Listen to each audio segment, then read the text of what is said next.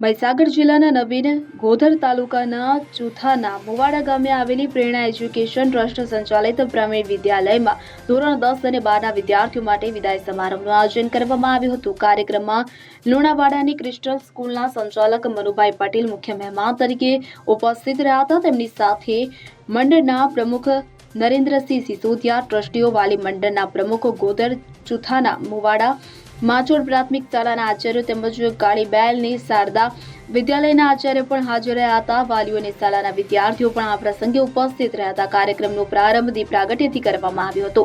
શાળાના આચાર્ય બીબી વીરપુરાએ ઉપસ્થિત મહેમાનોનું શાબ્દિક સ્વાગત કરી પુષ્પગુચ્છ અને શાલ અર્પણ કરી સન્માન કર્યું હતું.